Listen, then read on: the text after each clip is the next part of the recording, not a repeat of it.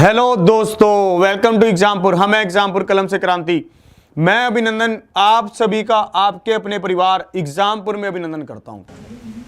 आज हम डिस्कस करने वाले हैं मॉक टेस्ट। इसी के साथ सभी साथियों को राम राम, राधे राधे। बिल्कुल आप ध्यान से सब क्वेश्चंस को समझेंगे और एक एक क्वेश्चन का आंसर आप खुद से करेंगे। देखो मजा तभी आएगा, ठीक है। चलता हूं फिर आज आपको अब की क्लास की ओर लेकर। आज की क्लास का पहला क्वेश्चन ये रहा। इस क्वेश्चन का देखें आप क्या आंसर करेंगे, ठीक है।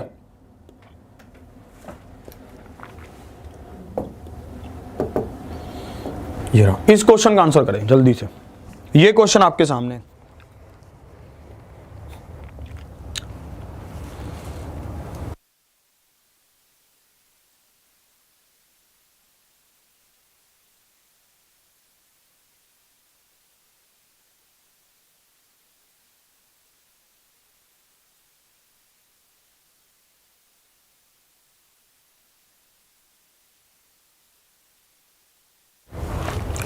चलिए चलते हैं फिर इसको ये वाला क्वेश्चन देखते हैं ध्यान से। हो क्या रहा था, 6% प्रतिवर्ष साधारण ब्याज की दर पर एक धनराशि 6.5 वर्षों में 834 रुपए हो जाती है। प्रारंभ में निवेश की गई राशि क्या थी, यह क्वेश्चन आपसे पूछा गया।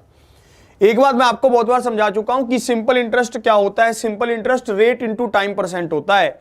दर को समय से गुना करोगे तो सिंपल इंटरेस्ट आएगा। तो सिंपल इंटरेस्ट आपका यहां पर क्या हुआ, दर क्या है 6% है और टाइम क्या है 6 दूनी 12 और 1 13 बटा में 2 है। तो ये कितनी आ गई भैया, ये आपकी आ गई 39% आपका सिंपल इंटरेस्ट आ गया कि नहीं आया।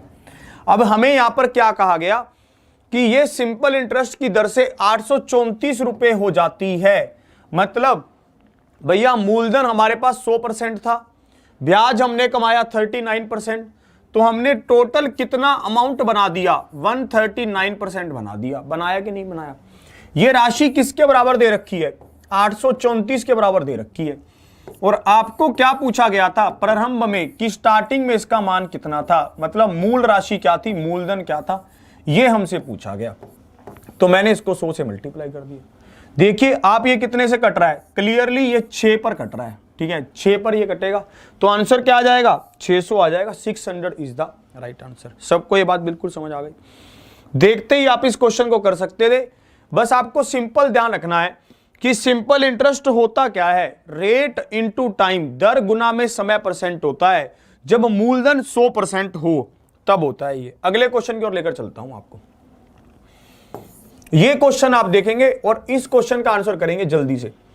और मुझे पूरी उम्मीद है कि आप इस क्वेश्चन को सही आंसर नहीं करेंगे पहली बार में कुछ गड़बड़ जरूर करके आएंगे आप। ध्यान से इसको देखो, इसका आंसर क्या होना चाहिए था।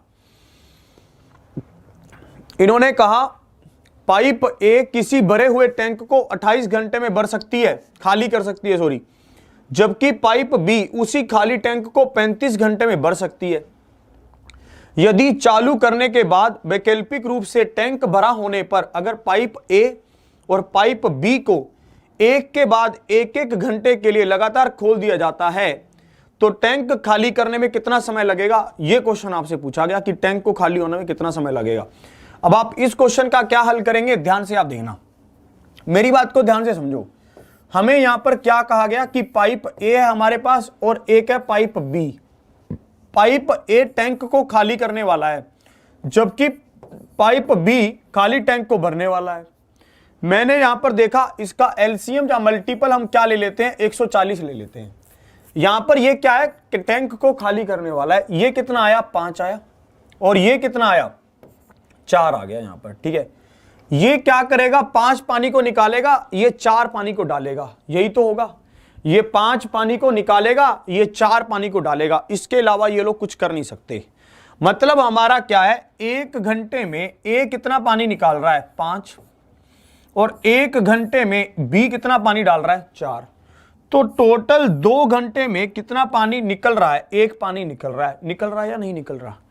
अब हमसे यहां पर क्या पूछा गया था कि भैया इस जो ये टैंक है ये पूरा भरा हुआ है, इसको खाली होने में कितना समय लगेगा। हमसे ये पूछा गया कि इसको खाली होने में कितना समय लगेगा। आप इसको खाली कैसे करेंगे ये आप बताएंगे इसको, ठीक है। अब मेरी बात को ध्यान से समझना, जब कभी भी काम को खाली करना हो, जब कभी भी किसी टैंक या किसी काम को खत्म करना हो, तोड़ना हो, मरोड़ना हो, तो आप कैसे करेंगे? ध्यान से मेरी बात को समझना। देखिए टोटल काम कितना था? 140 था। जितना भी ये लास्ट में काम कर सकता है हम उसको इसमें से माइनस कर देंगे। जैसे 5 को माइनस कर दिया, जैसे ही मैंने 5 को माइनस किया तो काम कितना बच गया? 135 बच गया। हमें 135 लीटर को खाली करना है। पहले 135 लीटर को खाली करो, फिर बात करेंगे। मैंने जैसे ही 135 लीटर को खाली करना चाहा तो मैंने देखा दोनों तरफ 135 से मल्टीप्लाई कर देता हूं। ये आ गया 270 और ये आ गया 135। मतलब साफ हो गया कि भाई साहब इसको 270 घंटे लग जाएंगे 135 लीटर को खाली करने में। इस बात को आप समझ रहे हैं? क्या आप इस बात से सहमत हैं? अब बारी किसकी आएगी?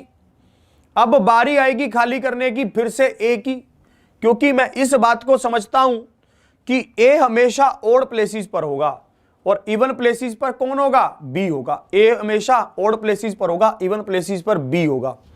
सब इस बात को समझ रहे हो या नहीं समझ रहे हो? अगर आपको इस बात को समझने में थोड़ी सी भी दिक्कत है, हम एक स्टेप और भी पीछे जा सकते हैं इसके। थोड़ा सा मैं लंबा तो जरूर पड़ेगा बट आपको समझ आना भी जरूरी है। मान लेते हैं हम 134 लीटर को खाली करते हैं। चलो इसको लेकर चलता हूं आपके सामने। जैसे ही मैंने 134 लीटर को खाली किया तो ये कितना होगा? 4 दूनी 8, 3 दूनी 6 और ये 268 घंटों में 134 लीटर खाली हो जाएगा। अगली बार बारी किसकी आएगी? ए की आएगी। ए क्या करेगा? 5 लीटर खाली और कर देगा। तो भाई साहब कितना खाली हो जाएगा? 139 खाली हो जाएगा। फिर क्योंकि ये खाली हो रहा है ना, इसलिए हम इसको वो कर रहे हैं। 1 घंटा बीत गया, 269 हो गए। फिर बारी किसकी है? बी आएगा। बी आएगा तो 4 लीटर पानी और डालेगा। जा तो आप इसको ऐसा कर सकते हो, माइनस ले लो खाली करने वाले को, ताकि आपको पजलिंग ना हो। तो ये इसको मैंने माइनस ले लिया, मैंने माइनस 139 हो गया। फिर बी आएगा अगले घंटे, वो 4 लीटर पानी डालेगा तो ये कितना पहुंच जाएगा? 135 हो जाएगा माइनस का, क्योंकि 4 लीटर पानी डाल रहा है तो प्लस किया। तो घंटे कितने हो गए? 270 हो गए। अगली बार किसकी बारी है? फिर से ए की बारी है। फिर ए आएगा 271वें घंटे में और 5 लीटर पानी को निकालेगा और 140 पूरा खाली करके काम खत्म। तो टोटल कितना समय लगेगा? 271 आवर्स लग जाएंगे। Option B is the right answer.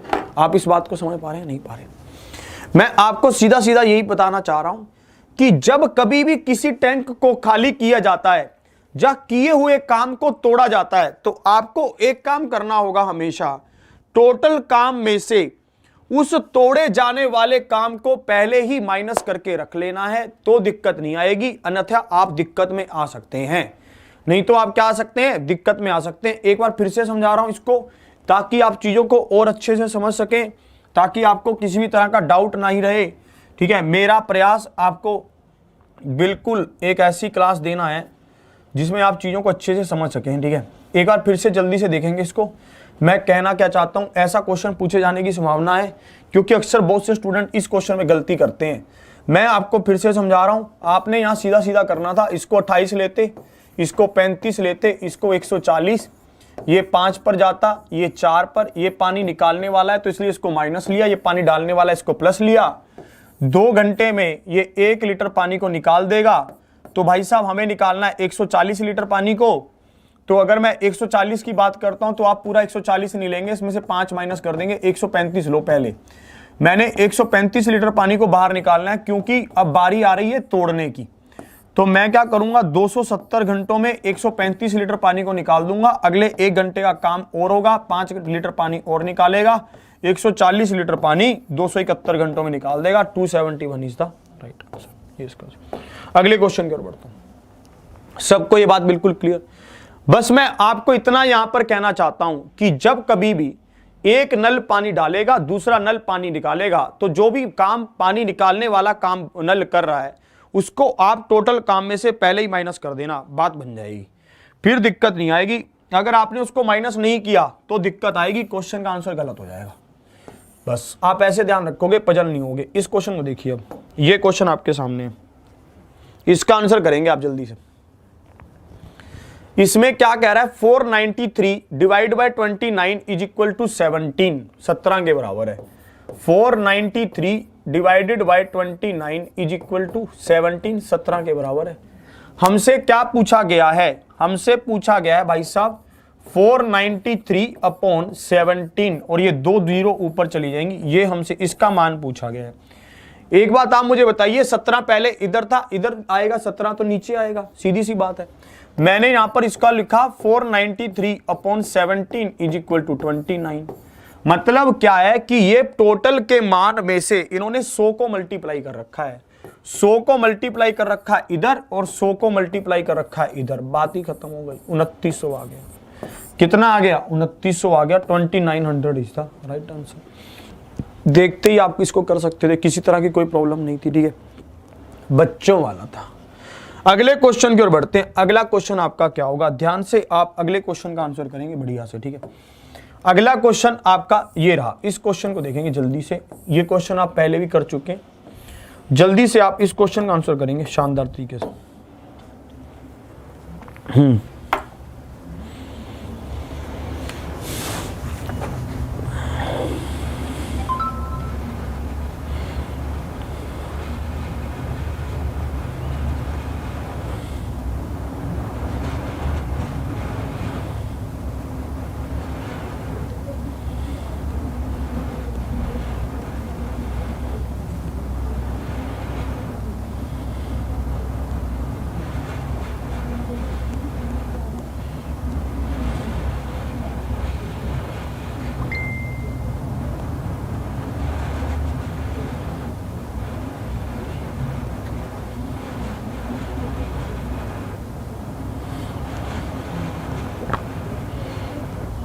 बहुत अच्छे।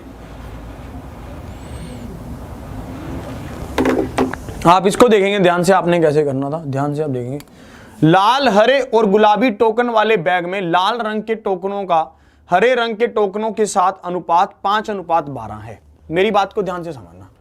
हमें यहां पर क्या दे रखा था? लाल और हरे का दे रखा था, अनुपात क्या दे रखा? इसको थोड़ा साइड में लिखता हूं ताकि हम उसको यहां पर सीधा सीधा लिख देंगे। फिर हमें यहां पर क्या दे रखा था? लाल और हरे का दे रखा था क्या अनुपात? 5:12। और फिर हमें दे रखा था गुलाबी और लाल का कितना? 7:15। मैंने कहा देख भाई, हमें रिलेशन तो निकालना होगा। रिलेशन निकालने के लिए लाल और लाल नीचे होना चाहिए, जबकि ये लाल और हरा दे रखा है, तो मैं पहले से सेटिंग करके चलता हूं।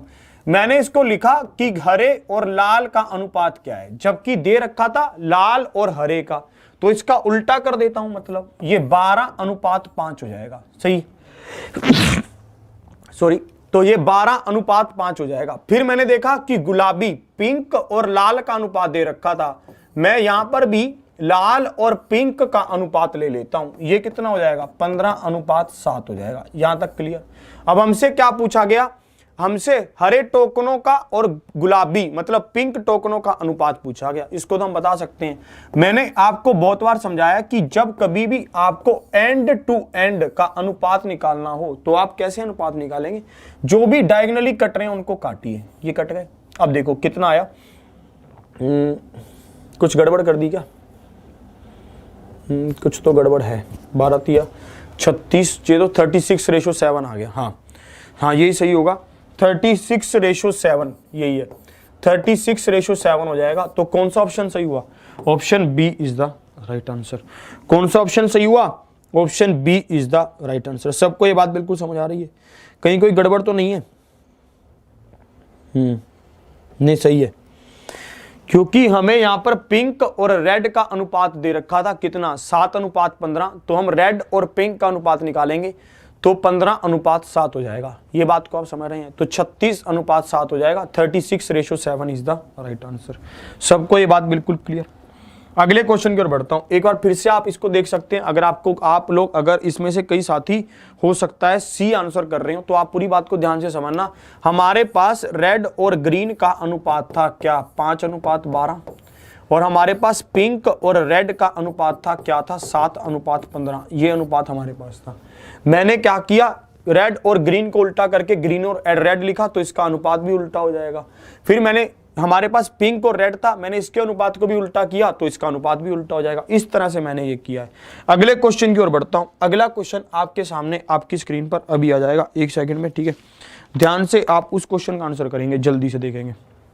अगला क्वेश्चन बहुत इंटरेस्टिंग है भाई, ये रहा। इस क्वेश्चन का आंसर बताइए क्या होगा। ये क्वेश्चन आपके सामने है, इस क्वेश्चन का आप आंसर बताएंगे जल्दी से। इस क्वेश्चन का आंसर क्या होगा जल्दी से बताएंगे। ये रहा,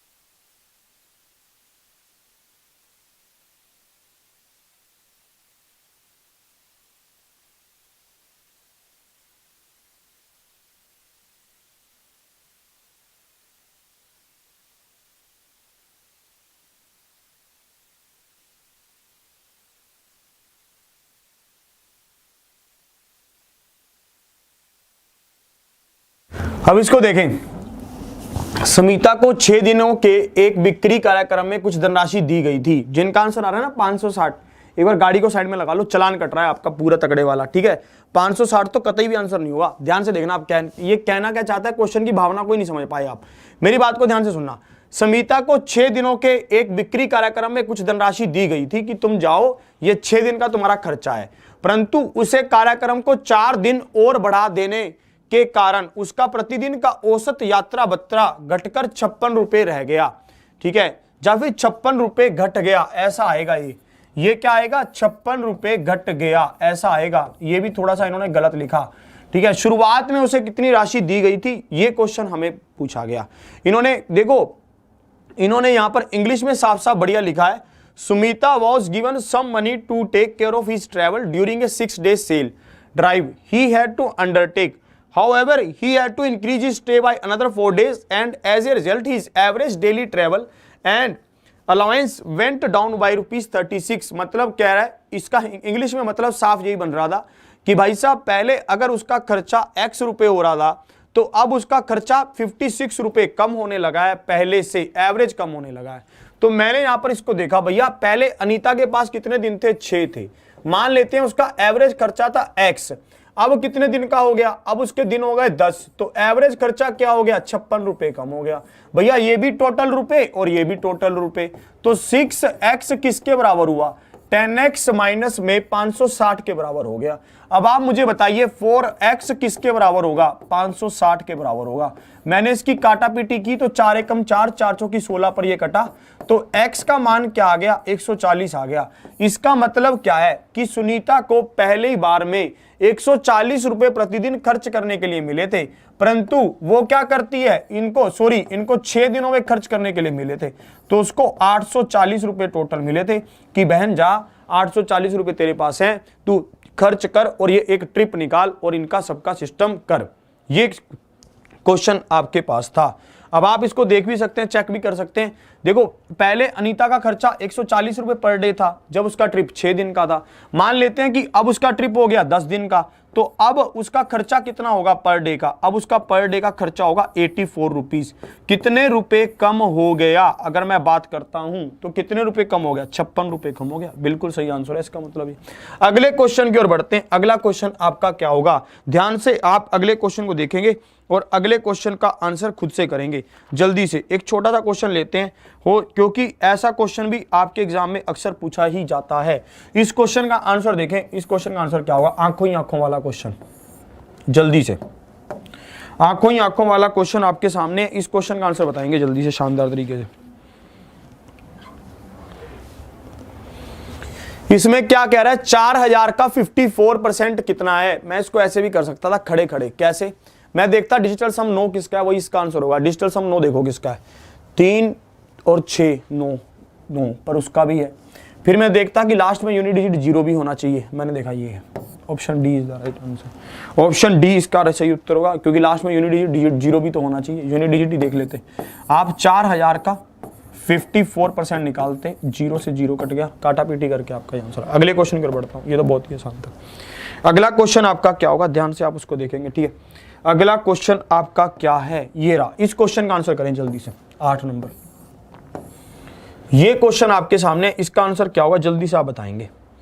ये क्वेश्चन क्या कहना चाहता है इसको हम देखते हैं। एक ट्रेन 375 मीटर लंबे प्लेटफॉर्म को 27 सेकंड में पार कर लेती है। यदि ट्रेन की गति 70 किलोमीटर प्रति घंटा हो तो ट्रेन की लंबाई क्या है। ये क्वेश्चन आपसे पूछा गया कि ट्रेन की लंबाई क्या है। मैंने कहा देखो मेरी बात सुनो, ट्रेन की जो गति है वो कितनी है, 70 किलोमीटर प्रति घंटा है। मैं इस बात से बहुत अच्छी तरह से वाकिफ हूं। किस बात से, कि जब कभी भी कोई ट्रेन किसी उसको पार करती है, क्या बोलते हैं, प्लेटफॉर्म को पार करती है, तो वो अपनी लंबाई और प्लेटफॉर्म की लंबाई दोनों की लंबाई को पार करती है। इस बात को आप भी समझते हैं। ट्रेन की गति क्या दे रखी थी, 70 किलोमीटर प्रति घंटा दे रखी थी। हम इसको मीटर पर सेकंड में चेंज करते हैं तो 5/18 से गुना करेंगे। ये ट्रेन की क्या हो गई, गति आ गई मीटर पर सेकंड में। ये ट्रेन की स्पीड आ गई। स्पीड को आप टाइम से मल्टीप्लाई करेंगे तो आपको दूरी पता चलेगी कितनी तय की है। तो इस ट्रेन ने कुल कितनी दूरी तय की, ट्रेन ने अपनी लंबाई प्लस में प्लेटफॉर्म की लंबाई दोनों को तय किया। मैंने यहां पर देखा ये कटा 9 दूनी 18, 9 तिया 27 पर, और ये कितने पर कटा, 35 पर। 35 को 15 से मल्टीप्लाई करो, ठीक है। 35 को जैसे ही आप 15 से मल्टीप्लाई करते हैं आपका क्या आएगा, 5 5 25 और 2 5 तिया 15 और 2 17, 5 और 3 5 12 और 525 आएगा टोटल कितना आ गया, 525 आ गया। मतलब ये ट्रेन और प्लेटफॉर्म दोनों की लंबाई है, जिसमें हमें दे रखा है 375 मीटर क्या है ट्रेन की, 375 मीटर तो लंबा प्लेटफॉर्म है। 375 मीटर लंबा क्या है, प्लेटफॉर्म है। अगर प्लेटफॉर्म की लंबाई 375 मीटर है तो ट्रेन की लंबाई कितनी होगी, सीधी सी बात है। तो ट्रेन की लंबाई होगी 150 metre. Option D is the right answer. सबको ये बातें समझ आ रही है ना, किसी को इसमें कोई डाउट वाउट तो नहीं है ना। देख लो एक बार ध्यान से समझ लो, फिर मत कहना कि ये कैसे वो कैसे, ठीक है, डंडा निकलेगा फिर, ठीक है। सबको ये बातें समझ आ रही हैं, किसी को दिक्कत तो नहीं है ना। फिर से समझा रहा हूं, एक ट्रेन 375 मीटर लंबी थी, 27 सेकंड में पार कर रही है, 70 किलोमीटर प्रति घंटे की चाल से चलती है। अगर 70 किलोमीटर प्रति घंटे की चाल से चल रही है और एक प्लेटफॉर्म को 27 सेकंड में पार करती है तो अपनी लंबाई और प्लेटफॉर्म की लंबाई दोनों को पार करेगी। अगर दोनों को पार करेगी तो बात बन गई, आगे तो आपको सब आता ही है। अगले क्वेश्चन को देखता हूं, अगला क्वेश्चन आपका क्या होगा। ध्यान से आप अगले क्वेश्चन की ओर चलेंगे मेरे साथ, ठीक है। नेक्स्ट क्वेश्चन लगा रहा हूं आपका, ये रहा। इस क्वेश्चन का आंसर देखें क्या होगा। ये क्वेश्चन आपके सामने है, इस क्वेश्चन को देखेंगे जल्दी से। एक बहुत ही शानदार क्वेश्चन आपके लिए एलिगेशन का।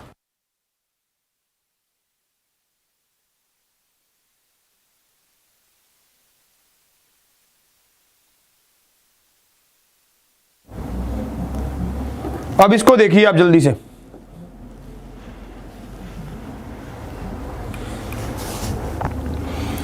किसी कक्षा के सभी 10 लड़कों का एक परीक्षा में औसत प्राप्तांक 15 था, जबकि कक्षा के सभी 25 छात्रों का इसी परीक्षा में औसत प्राप्तांक 16.2 था। कक्षा की सभी छात्राओं का औसत प्राप्तांक बताना था कि औसत क्या था। यह क्वेश्चन आपसे पूछा गया। इस क्वेश्चन को आप कैसे करते, ये क्वेश्चन अगर आप सीधा करना चाहते हैं तो आप एलिगेशन से कर सकते हैं। अगर आप पूरी डिटेल में करना चाहते हैं तो पूरी डिटेल में भी कर सकते हैं, किसी भी तरह की कोई प्रॉब्लम नहीं है। पूरी डिटेल में कैसे होगा मैं आपको बता देता हूं, एलिगेशन से मैं आपको करके दिखाऊंगा। 10 लड़कों का औसत प्राप्तांक क्या है, 15 है, तो मैंने 10 को 15 से मल्टीप्लाई किया, 150 आ गया। फिर इसने कहा 25 छात्रों का औसत प्राप्तांक 16.2 है, 25 को 16.2 से मल्टीप्लाई करना, सभी का औसत आ जाएगा। सभी के औसत में से छात्रों का औसत माइनस करोगे तो लड़कियों का, छात्राओं का टोटल आ जाएगा कि छात्राओं का टोटल क्या है। आप उस संख्या को लड़कियों की संख्या से भाग कर देना, छात्राओं का औसत आ जाएगा। ये क्वेश्चन आपके पास है। अब आप इसको कैसे कर सकते हैं, ध्यान से आप देखना। एलिगेशन लगाते हैं इसमें। देखो, लड़कों का औसत प्राप्तांक क्या था, 15 था, मैंने लिखा, और टोटल औसत प्राप्तांक क्या था, 16.2 था। यहां पर इसका मान क्या आया, x आ गया। यहां पर इसका मान कितना आ गया, x आ गया। इस बात को समझ रहे हैं। अब आप मुझे यहां पर बताइए मैं इसका क्या मान रखूं। इन्होंने कहा किसी कक्षा के सभी 10 लड़कों, लड़के कितने हैं, 10 हैं, और ये औसत भी कितना है, लड़कों का है। ये औसत प्राप्तांक 15 था, हाँ, ये लड़कों का औसत है और ये लड़कियों का है, ठीक है। और यहां पर देखते हैं क्या आएगा। लड़कियां कितनी बची, लड़कियां टोटल छात्र थे 25, 10 ये निकल गए तो बच्चे कितने, 15 बच गए। मैंने 15 लिखा। अब यहां पे रुक जाना आप। अब आप इसकी काटापीटी कर लो। चलो, 5 दूनी 10 और 5 तिया 15, यहां तक क्लियर। एक बात आप मुझे बताइए, अगर मैं इसको माइनस करता हूं तो यहां पर कितना आ रहा है, 1.2 आ रहा है। यही तो रूल कहता है, एलिगेशन का रूल है भी क्या, कि आप इन दोनों को माइनस करोगे, ये 1.2 आएगा। आ गया। अब एक बात और मुझे क्लियर कीजिए, अगर ये 3 दे रखा है तो मतलब 3 किसके बराबर हुआ, 1.2 के बराबर हुआ। अगर ये 3 भी आ रहा है तो 3 किसके बराबर होगा, 1.2 के। तो 2 किसके बराबर होगा, 2 का मान निकाल लो बस यहां से, इतनी सी बात है। ठीक है, 2 का मान मैंने यहां से निकाला। 2 का मान क्या होगा, 2/3, 3 चौके 12, 0.8 होगा 2 का मान, 0.8 मैंने लिखा कि यहां पर 0.8 आया था।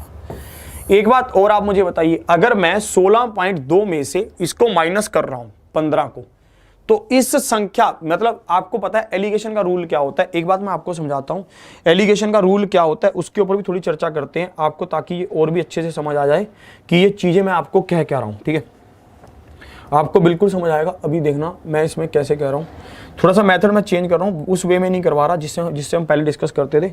मैं आपको ये एक बात बताता हूँ, एलिगेशन का रूल क्या होता है, ये होती है ए, बी और सी होता है। आप क्या करते हो, हमेशा एक वैल्यू में से इसको माइनस करते हो, एक वैल्यू में से इसको माइनस करते हो। ध्यान से देखना,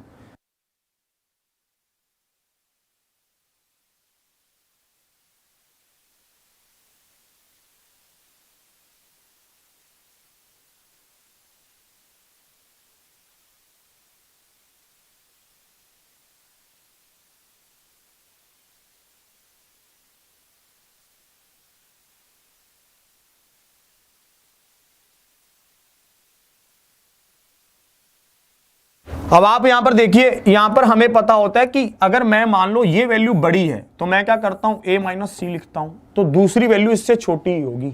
फिर मुझे क्या करना होगा, c माइनस बी होती है दूसरी वैल्यू। ये बात आपको समझ आ गई होगी।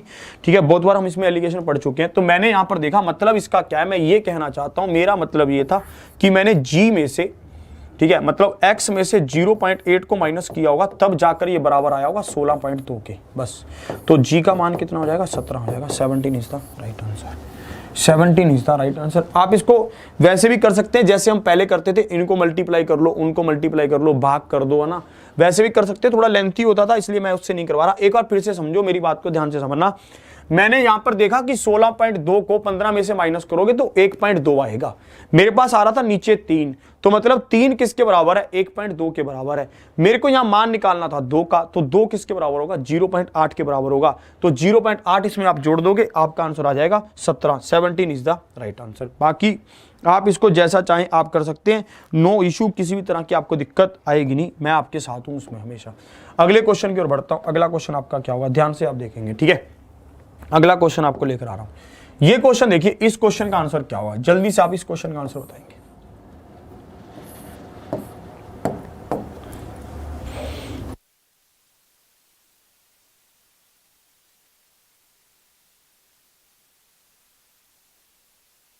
चलिए ये देखते हैं आप।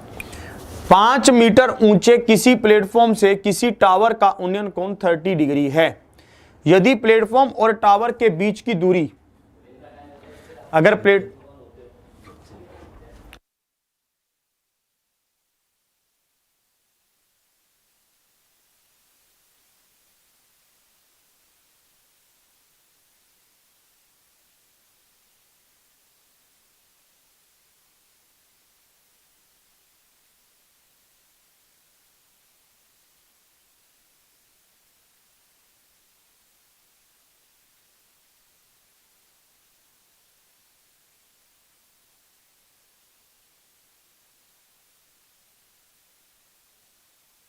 अब आप इसको देखिए जल्दी से। From the top of a platform 5 metre high the angle of elevation of a tower was 30 degree. इन्होंने कहा कि किसी 5 मीटर ऊपर टावर से, ठीक है, किसी 5 मीटर ऊंचे टावर से, ये क्या कह रहे हैं कि फ्रॉम 5 मीटर ऊंचे, 5 मीटर ऊंचे किसी प्लेटफॉर्म से किसी टावर का उन्नयन कोण, ये तो प्लेटफॉर्म है 5 मीटर ऊंचा, तो इस 5 मीटर ऊंचे प्लेटफॉर्म से टावर का उन्नयन कोण कितना दे रखा है भाई साहब, 30 डिग्री दे रखा है। यदि प्लेटफॉर्म और टावर के बीच की दूरी कितनी है, 40√3 है, तो ये वाली दूरी कितनी हो गई, 40√3 हो गई। बात को आप समझ रहे हैं। तो हमें पूछा गया कि टावर की ऊंचाई कितनी है, टावर की ऊंचाई मुझे बताना था। मैंने कहा मैं बता सकता हूं इसकी ऊंचाई। tan 30 डिग्री कितना होता है, tan 30 डिग्री होता है 1/√3, और ये होता किसके बराबर है, परपेंडिकुलर अपॉन में बेस के बराबर होता है। तो √3 से √3 कट जाएगा। परपेंडिकुलर कितना आ गया, 40 आ गया, मतलब ये लेंथ कितनी आ गई, 40 आ गई। इतनी लेंथ 40 ये हो गई, 5 ये हो गई, तो टोटल लेंथ कितनी आ गई, 45 मीटर हो गई। ये इसका सही उत्तर होगा, 45 इज द राइट आंसर। सबको ये बातें बिल्कुल समझ आ रही है। किसी ने कोई 40 तो आंसर नहीं कर दिया इसका। अगर किसी ने 40 आंसर किया है तो अपनी गाड़ी को साइड में लगा लेना भाई साहब। अब इसको देखें, अगला क्वेश्चन आपका क्या होगा, ध्यान से आप अगले क्वेश्चन की ओर बढ़ते हैं। ये क्वेश्चन देखिए, इसका आंसर क्या होगा, जल्दी से आपको इसका आंसर बताना होगा, ठीक है। ये क्वेश्चन आपके सामने है, ये तो बहुत ही आंखों ही आंखों में होने वाला क्वेश्चन है, इसमें कुछ करना ही नहीं है। ध्यान से आप जैसे इस क्वेश्चन को देखोगे, हमें सीधा इसको देखते ही ध्यान आना चाहिए कि बोर्ड मास लगेगा।